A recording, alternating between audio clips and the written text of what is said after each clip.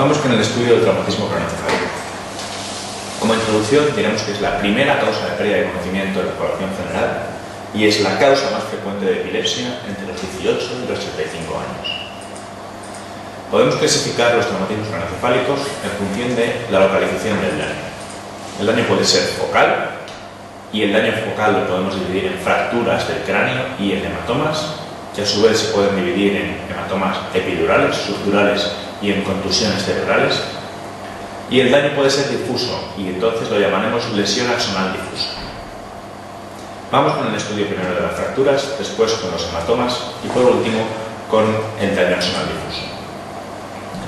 El hecho de encontrar una fractura en una radiografía de cráneo nos tiene que llevar a pensar que se ha producido un impacto de gran energía, pero el pronóstico del paciente no depende de la presencia de la fractura, sino del daño subyacente. Es decir, puede haber fracturas craneales con un pronóstico excelente, sin ningún tipo de daño parenquimatoso, y puede haber pacientes sin fractura de cráneo con un pronóstico ominoso. Lo único a nivel práctico que nos tiene que obligar a pensar en una fractura de cráneo es que hay que hacer un escáner. Toda fractura en una radiografía de cráneo tiene que ir seguida siempre de un escáner.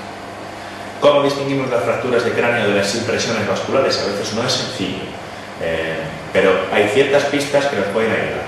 Las fracturas son lineales, a diferencia de las impresiones vasculares que suelen ser curvilíneas, se suelen ramificar, a diferencia de las fracturas que no se ramifican. Las fracturas son de una consistencia uniforme, son del mismo grosor a todo lo largo de su trayecto, mientras que las impresiones vasculares se van haciendo más estrechitas conforme siguen a un vaso que se va haciendo cada vez más estrecho.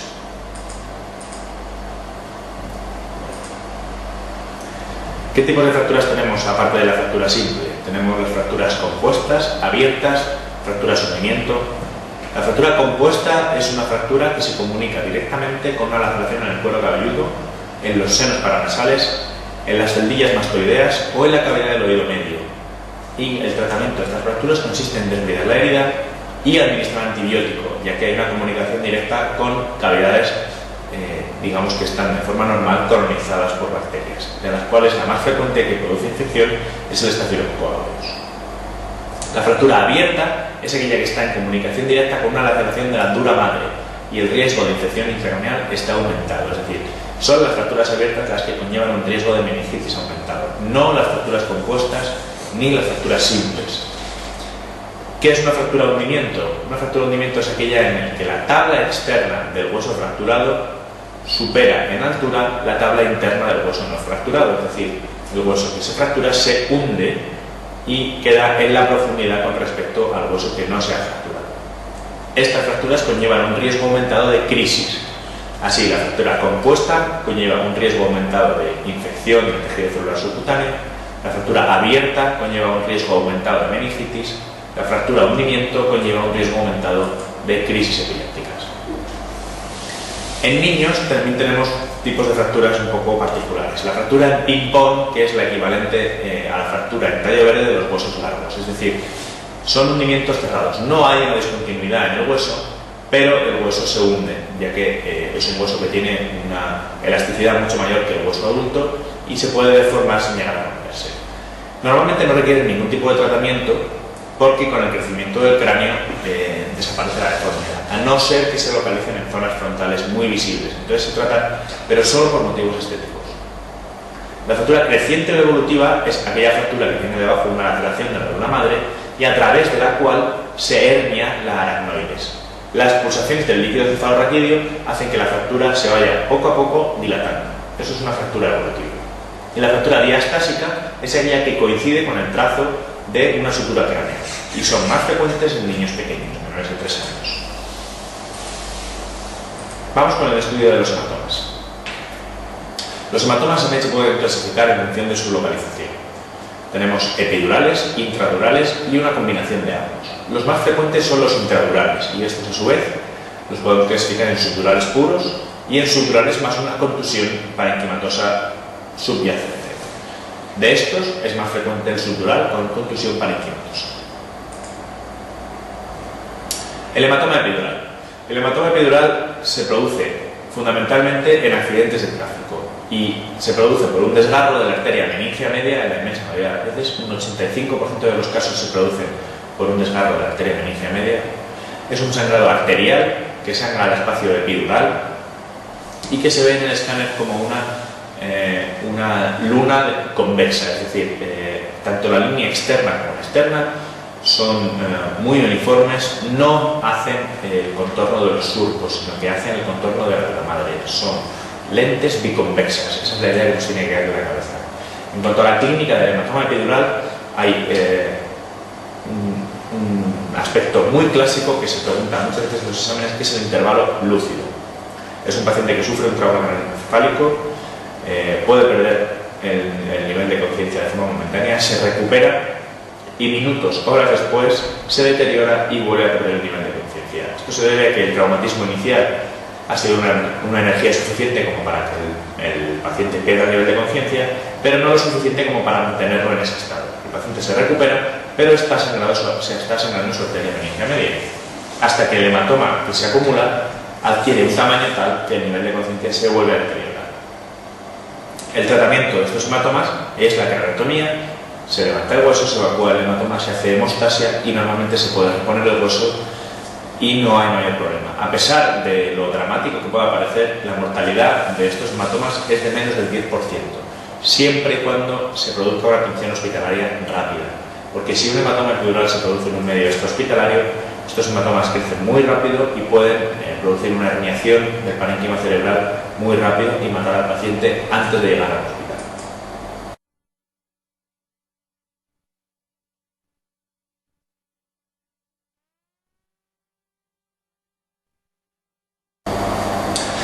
A diferencia del hematoma subdural agudo, que es un hematoma mucho más grave, suelen ser por roturas venosas, venas puente que comunican el parénquima cerebral con el hueso. Tienen una morbimortalidad de entre el 50 y el 90% a pesar de una correcta cirugía. Fijaros, 50-90% de la mortalidad de estos hematomas son muy altas y se acompaña muy frecuentemente de un daño subyacente en el parénquima importante. Se acompaña de contusiones con mucha frecuencia. ¿Cómo distinguimos en el escáner un hematoma subdural agudo de un hematoma epidural?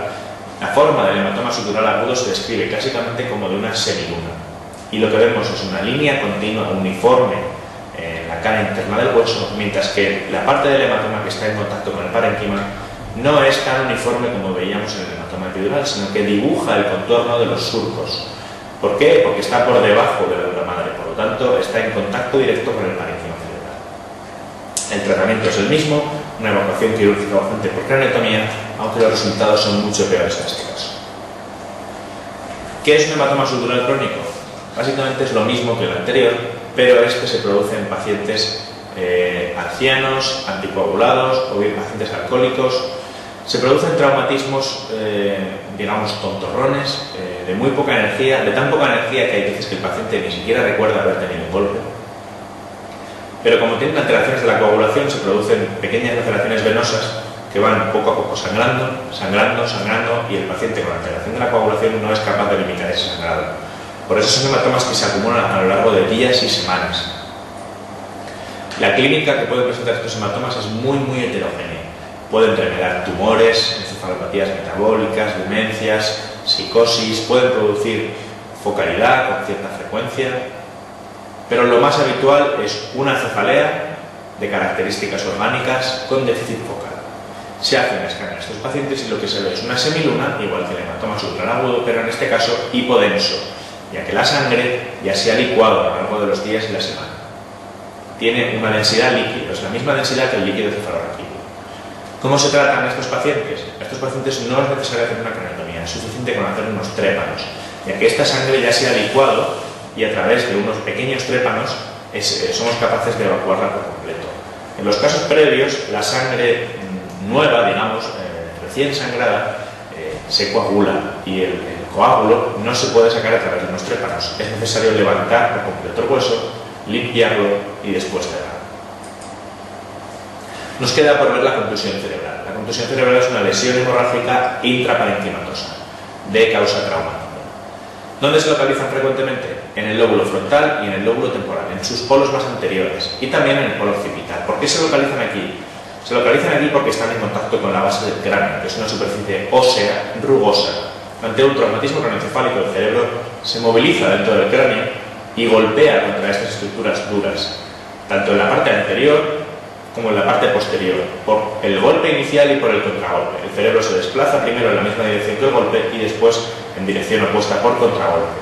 Por lo tanto, en ambos polos se producen contusiones intraparenquimatosas.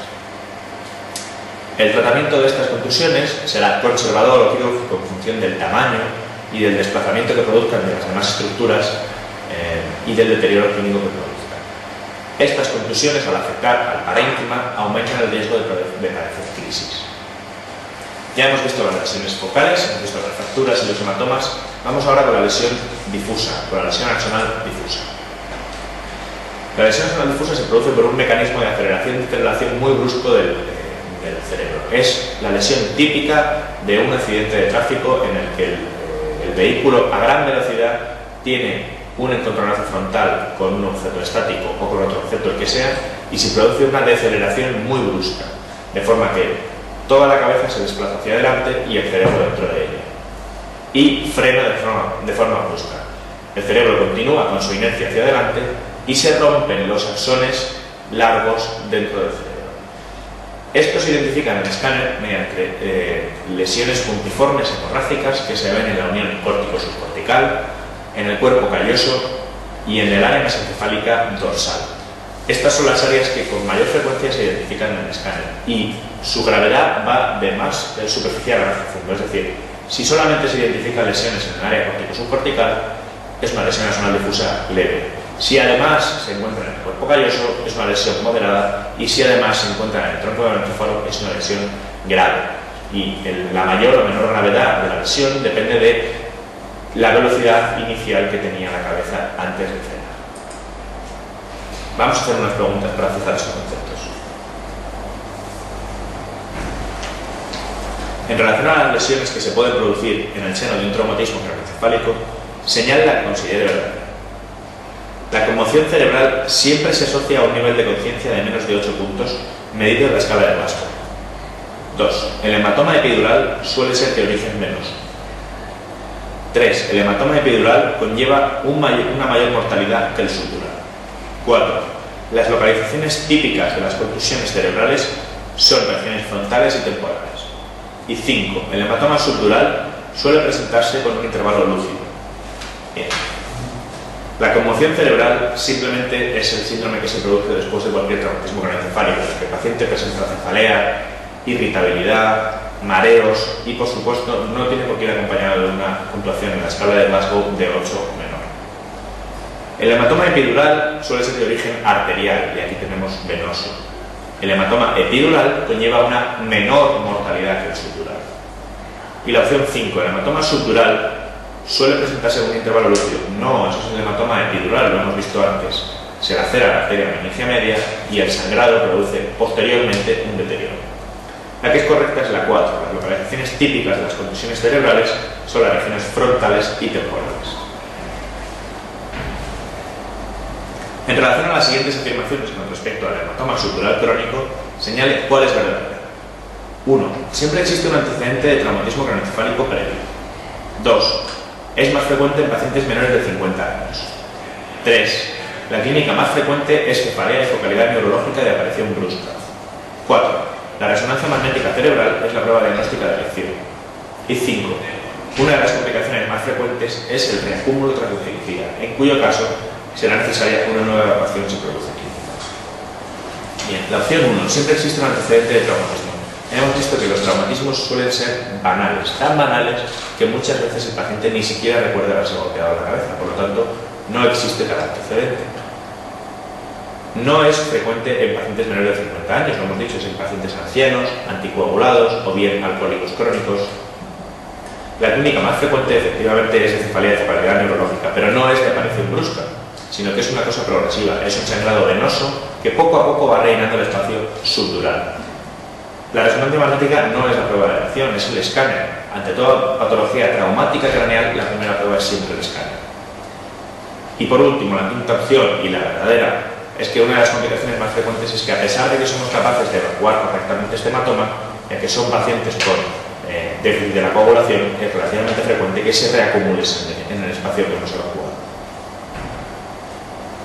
Vamos con la última pregunta. ¿Es correcto, en relación al daño axonal difuso, presentar siempre alteraciones en el tacto cerebral? 2. Habitualmente ocurre en traumatismos craneoencefálicos con flexoextensión brusca cervical. El deterioro neurológico aparece a partir de la primera semana en el TCE.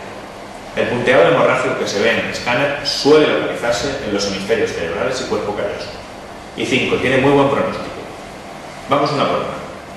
Presenta siempre alteraciones en el escáner cerebral. No, no es correcto. Hemos visto que lo que se producen son secciones de los axones, sobre todo de los más largos. Esta sección a veces puede acompañarse de pequeñas hemorragias puntiformes, que es lo que podemos identificar en el escáner, pero no siempre. Puede parecer un escáner completamente normal. Habitualmente se produce con una flexoextensión brusca cervical. No es cierto, hemos dicho que es un movimiento de traslación horizontal, que es el típico frenazo de un vehículo que va a mucha velocidad y frena bruscamente. Y el cerebro se desplaza de adelante a atrás, pero no es una flexoextensión del cuello. La tercera opción, el deterioro neurológico aparece a partir de la primera semana. No, el deterioro neurológico es inmediato. La sección de los axones se produce inmediatamente después del golpe. La quinta opción, ¿tiene muy buen pronóstico? Por supuesto que no. Es la peor lesión que se puede producir en un traumatismo craneoencefálico. Es la que tiene un peor pronóstico. Quizá no un peor pronóstico vital, pero sí funcional. La recuperación funcional de estos pacientes es sin duda la peor de todos. La 4 es, por tanto, la correcta. Cuando vemos alteraciones en el escáner, y esto no es siempre, lo que vemos es un punteado hemorrágico que con frecuencia se localiza en hemisferios y cuerpo calloso.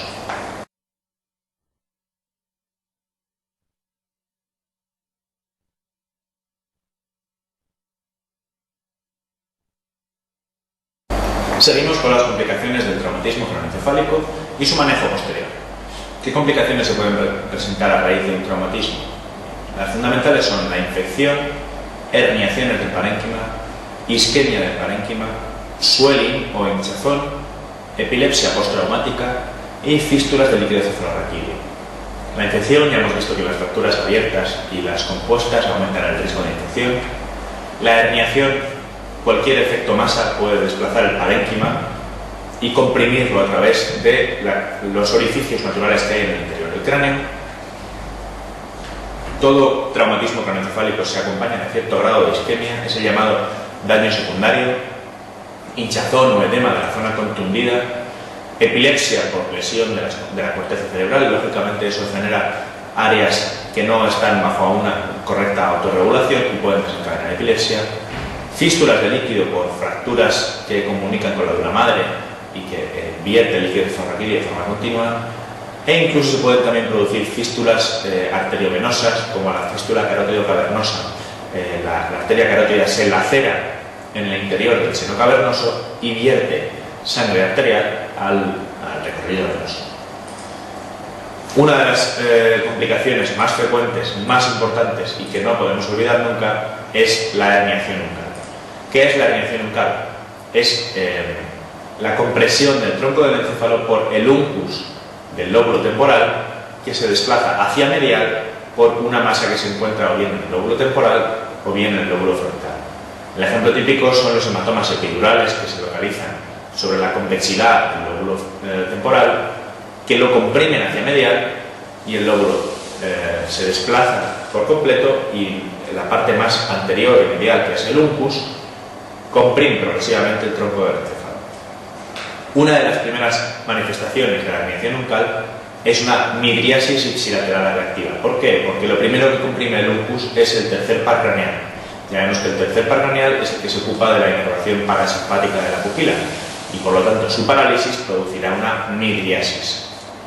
Producirá hemiparesia contralateral, ya que por el mesencéfalo baja la vía córtico-espinal, que va a inervar la musculatura del hemicuerpo contralateral. Y la compresión del tronco del encéfalo producirá una rápida disminución del nivel de conciencia. Así que una midriasis más una parálisis contralateral más una disminución del nivel de conciencia nos tiene que llevar a pensar inmediatamente en una herniación del uncus. Y lo que hay que hacer es un escáner urgente. Hay que hacerlo a toda velocidad, porque esto se puede llevar al paciente por delante muy rápido. Hay que tener en cuenta el fenómeno de Kernoghan.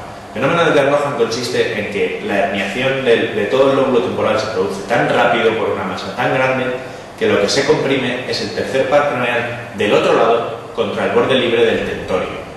No da tiempo a que el tercer par craneal del mismo lado se comprima, ya que se hernia todo el lóbulo temporal a la vez junto con el tronco del encéfalo, y lo que se comprime es el tercer par craneal del otro lado.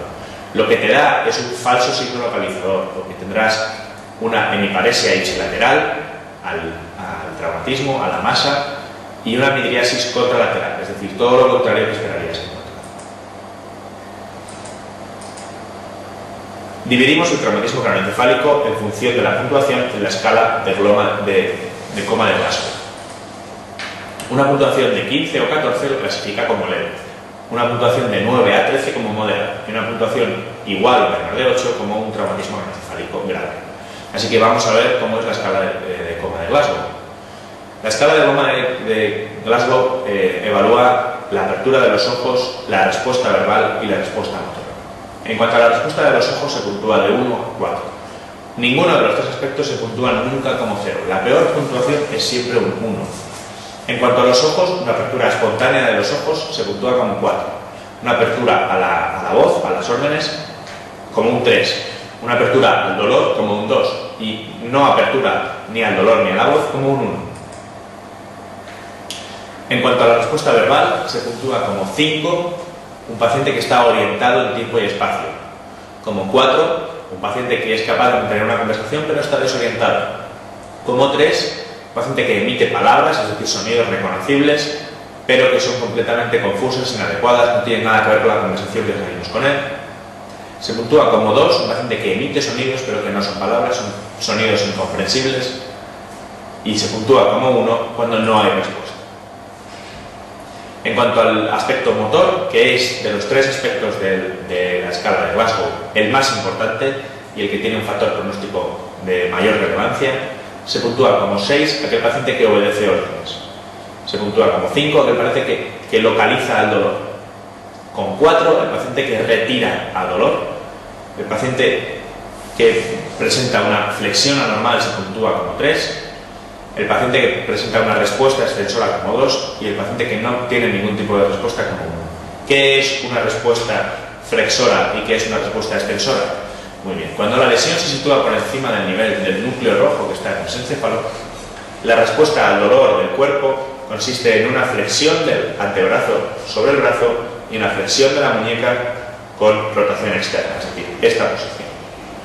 Cuando el paciente tiene la lesión por debajo del núcleo rojo, la respuesta a dolor es una respuesta de descerebración o respuesta extensora, que consiste en una extensión del antebrazo con una extensión de la muñeca y rotación interna, lo que se dice la postura de la moto. El paciente hace como si estuviese acelerando una motocicleta.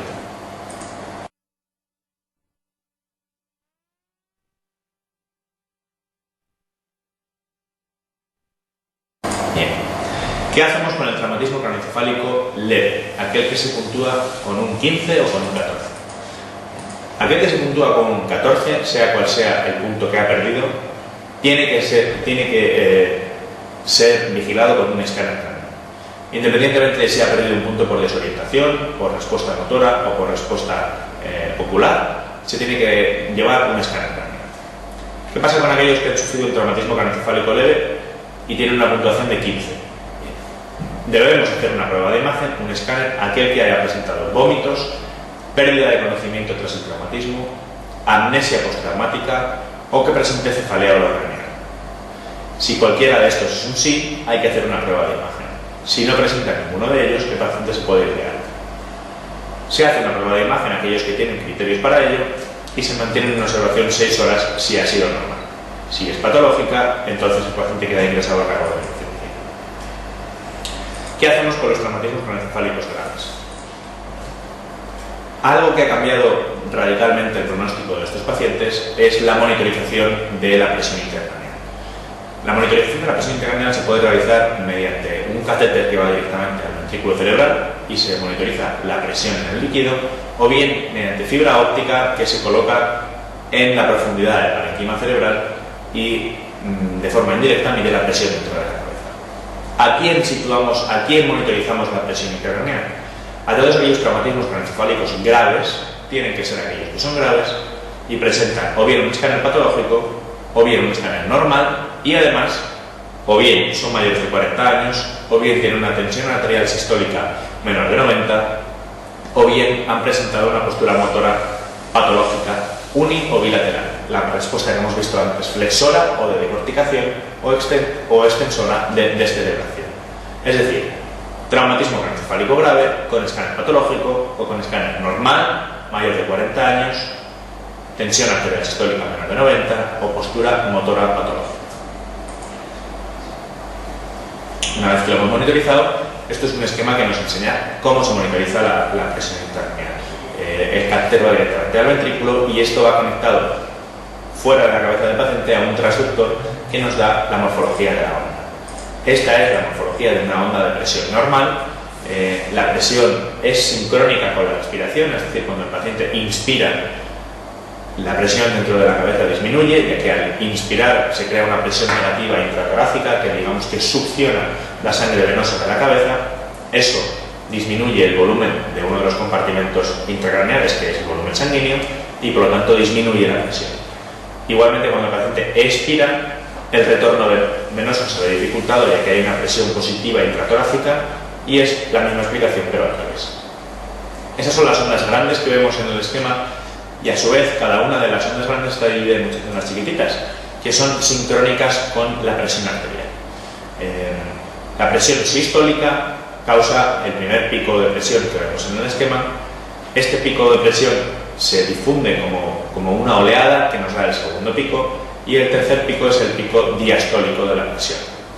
Así nos da una morfología de una curva con 3 picos antes de bajar a hacer un vano. Bien, ya tenemos monitorizado a un paciente con traumatismo craneoencefálico grave. Ahora, ¿qué hacemos con él? ¿Cómo manejamos a un paciente con traumatismo craneoencefálico grave? Bien, si la presión intracraneal está por encima de 20, instauramos terapias de primer nivel. Las terapias de primer nivel han demostrado utilidad y se usan de forma universal. Veremos más adelante las de segundo nivel que no han demostrado tanta utilidad. Es decir, son opciones, se pueden usar o se pueden no usar, pero no es una cosa que se use de forma universal. Lo primero que hacemos si la presión está por encima de 20 es repetir un escáner para descartar que se haya desarrollado una nueva lesión que pueda ser quirúrgica. Si este no es el caso, aplicamos drenaje de líquido cefalorraquídeo, ya que estamos monitorizando al paciente con un catéter dentro de su ventrículo. Además de medir su presión, lo que podemos hacer es extraer líquido. De esa forma disminuimos la presión dentro de la cabeza. Si con esto no es suficiente, aplicamos relajantes musculares. La relajación de la musculatura estriada en todo el cuerpo reduce una disminución de la presión dentro de la cabeza por mecanismos pocos conocidos, pero se cree que influye en el aumento del retorno venoso de la cabeza. Si con esto no es suficiente, pasamos a la terapia hiperosmolar, o bien manitol o bien suero salino hipertónico al 7%. Ninguno ha demostrado mejoría con respecto al otro. Lo que hacen es evacuar agua libre del parénquima cerebral. El manitol es un diurético osmótico que se queda en el espacio intravascular. Por eso, al aumentar la osmolaridad del plasma, digamos que succiona agua del parénquima, sacándola en su recorrido hacia fuera del compartimento intracraneal y por tanto disminuyendo ese volumen de agua dentro de la cabeza. Eso disminuye la presión. Si con esto no es suficiente, pasamos a una hiperventilación moderada, manteniendo una presión arterial de CO2 entre 30 y 35. ¿Por qué funciona la hiperventilación? Bueno, la disminución de la presión de CO2 y también la disminución del pH produce una vasoconstricción de las arterias del cerebro. Esa vasoconstricción elimina sangre de la cabeza, disminuye el espacio vascular y al disminuir el espacio vascular disminuimos la presión dentro de la cabeza. Si ninguna de estas medidas ha sido eficaz, pasamos a las terapias de segundo nivel. Las terapias de segundo nivel, repito, no han probado su eficacia. Son opciones, pero no son universalmente aceptadas. Se puede realizar una hiperventilación intensa, es decir, mantener una PCO2 por debajo de 30, con lo cual producimos una vasoconstricción mucho más intensa, pero aumentamos el riesgo de isquemia. Son vasos que los estrechamos tanto que ya no aportan suficiente flujo sanguíneo al parénquima cerebral. Podemos realizar craneotomías descompresivas. Si el problema es que hay un exceso de contenido, lo que hacemos es eliminar el continente, lógicamente. El cráneo es una caja cerrada, por eso aumenta la presión dentro de la cabeza cuando hay una masa. Si eliminamos el cráneo, disminuimos la presión. Dosis elevadas de barbitúrico. La terapia de Rosner, que consiste en un aumento de la tensión arterial. El problema fundamental del aumento de la presión intracraneal es que, digamos que compite con la presión sanguínea. Si aumenta la presión intracraneal, la sangre no tiene presión suficiente para llegar a la cabeza, al parénquima y oxigenar el cerebro. Bien. Rosner ideó hace ya bastantes años la idea de aumentar la presión arterial para poder mantener una presión de perfusión del cerebro adecuada. Esta terapia ha sido descartada hace ya algún tiempo, ya que, aunque es cierto que aumenta la presión de perfusión cerebral, también aumenta mucho más el riesgo de padecer síndrome de estrés respiratorio del adulto. Por lo tanto, esta terapia ya no se usa. Y por último, la hipotermia moderada, que está ganando adeptos últimamente, cada vez se utiliza más, ya que tiene relativamente pocos efectos secundarios comparados con las demás, aunque por supuesto que los tiene, y parece que tiene efecto neuroprotector. Vamos a hacer un par de preguntas. Un paciente con un traumatismo craneoencefálico con pérdida de conocimiento inicial, herida de cuero cabelludo y fractura lineal en la radiografía de cráneo. Cuando usted lo ve, está asintomático y la exploración neurológica es normal. ¿Cuál de las siguientes actitudes es la más indicada?